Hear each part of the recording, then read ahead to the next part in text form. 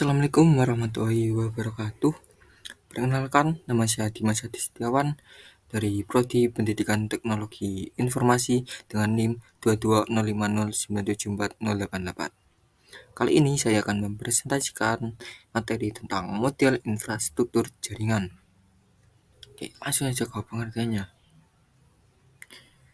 Jaringan komputer adalah sebuah kumpulan komputer dan peralatan lainnya yang terhubung dalam satu kesatuan. Jaringan komputer, himpunan interkoneksi sejumlah komputer otonom atau mandiri. Sistem terdistribusi adalah suatu sistem perangkat lunak yang dibuat di atas sebuah jaringan.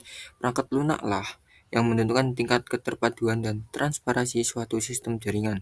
Perbedaan keduanya terletak pada perangkat lunaknya, khususnya sistem operasi, bukan pada perangkat kerasnya. Penggunaan sistem terdistribusi tidak menyadari terdapatnya banyak proses dalam sistemnya. Next. Jaringan komputer vs jaringan terdistribusi. Jaringan komputer terpusat dan terdistribusi adalah dua model arsitektur jaringan yang berbeda dalam hal struktur pengelolaan dan distribusi sumber daya. Berikut adalah penjelasan singkat tentang keduanya. Jaringan komputer terpusat. Jaringan terpusat memiliki struktur di mana semua sumber daya dan layanan jaringan disentralisasi dan terletak di satu lokasi atau titik pusat kontrol. Karakteristiknya, semua komunikasi dan akses ke sumber daya dilakukan melalui titik pusat tunggal. Biasanya digunakan dalam lingkungan bisnis di mana semua data disimpan dan diproses di dalam pusat data yang terpusat. Administrasi dan manajemen jaringan lebih terpusat dan terkoordinasi. Jaringan komputer terdistribusi. Jaringan terdistribusi adalah jaringan di mana sumber daya dan layanan jaringan didistribusikan di seluruh jaringan, seringkali di dekat pengguna atau lokasi yang membutuhkan akses. Karakteristiknya, sumber daya dan layanan jaringan tersebar di berbagai lokasi terdekat dengan pengguna atau di tempat yang membutuhkan. Jaringan terdistribusi sering digunakan dalam lingkungan yang memerlukan skalabilitas, fleksibilitas, dan ketersediaan tinggi. Pengelolaan jaringan lebih terdesentralisasi dengan otoritas dan kendali tersebar di berbagai titik. Perbandingan singkat antara terpusat dan terdistribusi. Terpusat cocok untuk lingkungan di mana ada kebutuhan untuk kontrol yang ketat, koordinasi yang efisien, dan pengelolaan yang terpusat. Namun, bisa menjadi rentan terhadap kegagalan tunggal poin dan latensi yang tinggi. Terdistribusi memberikan fleksibilitas yang lebih besar, ketersediaan yang tinggi, dan skalabilitas yang mudah. Namun, pengelolaan dan koordinasi mungkin lebih kompleks karena sumber daya tersebar di berbagai lokasi. Kedua model ini memiliki kelebihan dan kelemahan masing-masing, dan pemilihan antara keduanya tergantung pada kebutuhan spesifik organisasi atau aplikasi yang terkait. Oke, next. Data center, sebuah pusat data. Data center adalah fasilitas fisik yang digunakan untuk menyimpan, mengelola, dan mendistribusikan data dan aplikasi. Jaringan komputer dalam sebuah pusat data dirancang untuk mencakup sejumlah fungsi penting yang memungkinkan operasi yang lancar dan efisien. Langsung saja. Next slide. Pembagian jaringan berdasarkan cakupan jangkauan geografis. LAN, Local Area Network. LAN menghubungkan perangkat-perangkat yang berada dalam jarak yang relatif dekat, biasanya menggunakan kabel tembaga seperti Ethernet atau teknologi nirkabel seperti Wi-Fi. MAN, Metropolitan Area Network. MAN menghubungkan beberapa LAN dalam jarak yang lebih besar, biasanya menggunakan teknologi seperti serat optik atau gelombang mikro. WAN, Wide Area Network. WAN menghubungkan jaringan yang berada pada lokasi yang terpisah secara geografis menggunakan teknologi seperti serat optik, kabel koaksial, atau infrastruktur satelit. GAN, Global Area Network.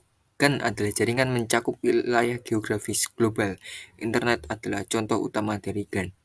CAN, Campus Area Network. CAN mirip dengan LAN tetapi mencakup area lebih besar, biasanya dengan beberapa gedung atau area yang saling terhubung. PAN, Personal Area Network. PAN adalah jaringan yang digunakan untuk menghubungkan perangkat pribadi seperti smartphone, tablet, atau perangkat wearable dengan perangkat lain di sekitarnya. Biasanya menggunakan teknologi seperti Bluetooth dan inframerah. Oke, langsung aja ke next. Pembagian Pembagian jaringan berdasarkan aksesnya. Internet. Internet adalah jaringan global yang terbuka dan terhubung secara luas yang menghubungkan jutaan perangkat dan jaringan di seluruh dunia. Intranet. Intranet adalah jaringan pribadi yang menggunakan teknologi internet untuk berkomunikasi dan berbagi informasi di dalam suatu organisasi atau entitas tertentu. Oke, langsung saja. Pembagian jaringan berdasarkan cara membangunnya. Ad hoc. Jaringan ad hoc juga dikenal sebagai jaringan mandiri atau jaringan peer-to-peer. Dibangun secara sementara dan spontan tanpa memerlukan infrastruktur jaringan yang tetap. Jaringan ad hoc sering digunakan dalam situasi di mana infrastruktur jaringan tetap tidak tersedia atau sulit diakses, seperti dalam kasus darurat, eksplorasi lapangan, atau koneksi sementara antara perangkat di ruangan kecil. Infrastruktur. Jaringan infrastruktur adalah jaringan yang dibangun dengan menggunakan titik akses pusat dan infrastruktur yang tetap seperti router, switch, dan server. Jaringan infrastruktur digunakan di sebagian besar lingkungan jaringan modern, termasuk kantor, sekolah, rumah, dan pusat data. Ini menyediakan koneksi yang andal dan stabil antara perangkat-perangkat yang terhubung, serta memungkinkan penggunaan layanan jaringan yang kompleks seperti internet, file sharing, dan pencetakan bersama. Oke, next. Topologi jaringan. Topologi memiliki 6, yaitu bus topologi, rank topologi, star topologi, extended star topologi, hierarchical topologi, mesh topologi.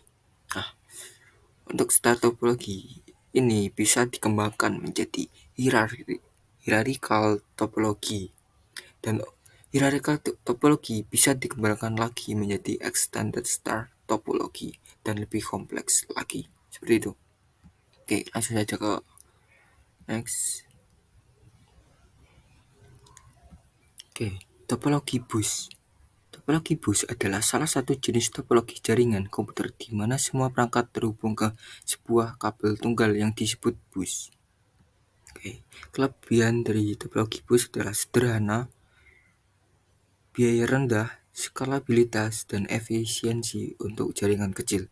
Untuk kekurangan sendiri yaitu single point of failure, atau saat satu kabel mengalami kerusakan maka keseluruhan jaringan akan terganggu. Untuk kekurangan yang lainnya yaitu kinerja menurun dengan jumlah perangkat, keterbatasan jarak dan kapasitas, kesulitan dalam identifikasi masalah, dan kurang aman. Next, topologi star. Topologi star adalah salah satu jenis topologi jaringan di mana setiap perangkat terhubung langsung ke satu titik pusat atau switch. Kelebihan dari topologi star, kinerja tinggi, mudah dikelola, skalabilitas, dan keandalan lebih baik. Untuk kekurangannya yaitu titik pusat kerusakan, yaitu jika switch pusat mengalami kerusakan atau kegagalan, maka seluruh jaringan yang terhubung ke switch tersebut akan terpengaruh. Biaya infrastruktur yang tinggi dan ketergantungan pada switch pusat. Oke, next. Topologi ring. Topologi ring adalah salah satu jenis topologi jaringan di mana setiap perangkat terhubung dengan dua perangkat tetangga dan membentuk seperti cincin atau lingkaran. Kelebihannya yaitu performa tinggi, tidak ada tabrakan, struktur simetris, dan penggunaan kabel yang efisien. Untuk kekurangannya sendiri yaitu kerusakan pada satu titik, kinerja menurun dengan jumlah perangkat, perlu perangkat khusus, dan tidak fleksibel. Langsung ke topologi mesh. Topologi mesh adalah salah satu jenis topologi jaringan di mana setiap perangkat terhubung langsung ke setiap perangkat lain dalam jaringan.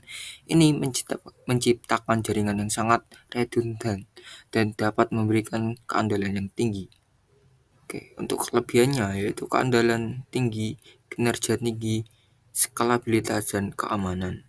Untuk kekurangan yaitu di biaya, kompleksitas pengelolaan, overhead protokol routing, dan ketergantungan pada perangkat sentral. Oke, next slide. Pembagian jaringan penggunaan kabel.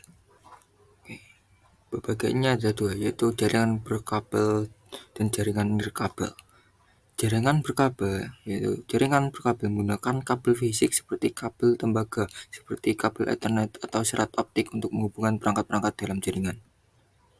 Dan untuk jaringan nirkabel menggunakan gelombang radio atau inframerah untuk menghubungkan perangkat-perangkat dalam jaringan tanpa kabel fisik.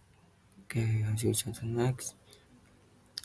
Jaringan berdasarkan siarannya atau castingnya. Pembagian jaringan berdasarkan siarannya mengacu pada cara data dikirimkan dan diterima di jaringan. Ada 3 jenis, yaitu unicast, multicast, dan broadcast. Untuk unicast sendiri, unicast adalah jenis siaran di mana data dikirimkan dari satu pengirim ke satu penerima tertentu. Ini adalah metode paling umum dalam komunikasi jaringan. Untuk multicast adalah jenis siaran di mana data dikirimkan dari satu pengirim ke beberapa penerima yang ditentukan sebelumnya. Dan untuk broadcast adalah jenis siaran di mana data dikirimkan dari satu pengirim dan ditujukan kepada semua perangkat dalam jaringan. Pemilihan jenis siaran yang tepat tergantung pada kebutuhan komunikasi tertentu. Unicast efisien untuk komunikasi satu lawan satu. Multicast cocok untuk komunikasi satu pengirim ke banyak penerima. Sementara broadcast digunakan ketika pesan harus dikirimkan ke semua perangkat dalam jaringan. Oke, next. Model jaringan saat ini. Model jaringan saat ini menekankan kombinasi berbagai teknologi dan pendekatan mencapai kecepatan, keandalan, dan fleksibilitas yang optimal. Untuk poin-poin penjelasannya yaitu jaringan saat ini terintegrasi dengan infrastruktur cloud computing, memungkinkan akses cepat dan elastisitas sumber daya komputasi, penyimpanan, dan aplikasi. Software Definite Networking memberikan fleksibilitas dan dinamisme dalam pengaturan dan pengelolaan jaringan. Internet of Things (IoT) memungkinkan interkoneksi antara berbagai perangkat untuk berbagi data secara langsung melalui jaringan. Koneksi mobile semakin ditekan untuk menyediakan konektivitas yang mudah dan lancar. Keamanan jaringan menjadi prioritas utama dengan pendekatan security first. Edge computing memungkinkan pemrosesan data yang cepat dan responsif dengan mendekatkan komputasi dengan sumber data. Hybrid network menggabungkan infrastruktur lokal dengan layanan cloud untuk memberikan fleksibilitas dan efisiensi dalam pengelolaan aplikasi dan data. 5G network memberikan kecepatan internet yang tinggi, latensi rendah, dan mendukung lebih banyak perangkat terhubung secara bersamaan. Pendekatan keamanan jaringan Zero Trust semakin populer di mana setiap permintaan atau koneksi jaringan harus diverifikasi sebelum diizinkan. Dan fokus pada fleksibilitas, keamanan, dan skalabilitas. Model jaringan saat ini terus mengadopsi teknologi dan pendekatan terbaru untuk memenuhi kebutuhan bisnis dan pengguna yang semakin beragam.